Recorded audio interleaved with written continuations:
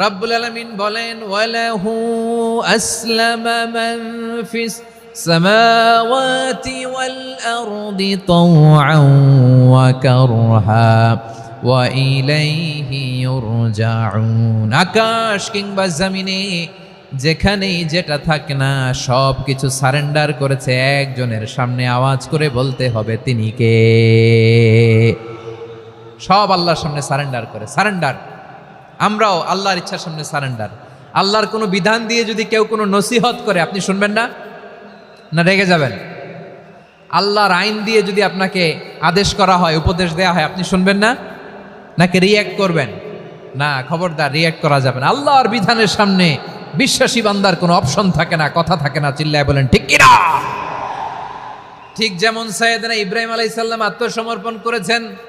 আল্লাহ তাআলা বলেন إذ قال له ربه أسلم قال أسلمت لرب العالمين।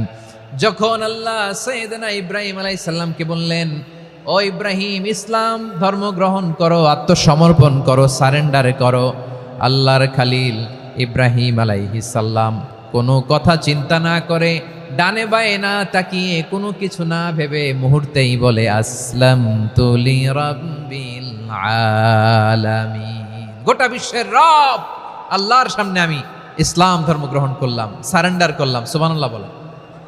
আল্লাহ বলতে দেরি, সারেন্ডার করতে দেরি নাই। এভাবে নিজেকে আল্লাহর সামনে সঁপে দিতে হবে। আবার সাইয়েদনা ইউসুফ আলাইহিস সালাম বললেন তাওয়াফফানি মুসলিমান ওয়া আলহিকনি বিস-সালিহিন। ও আল্লাহ, মুসলিম হিসেবে তুমি আমাকে মৃত্যু দাও, আর নেককারদের সাথে তুমি একত্রিত হওয়ার তৌফিক দাও। তাহলে আত্মসমর্পণকারী হিসেবে আমরা বাঁচতেও চাই, মরতেও চাই। ঠিক কিনা বলেন?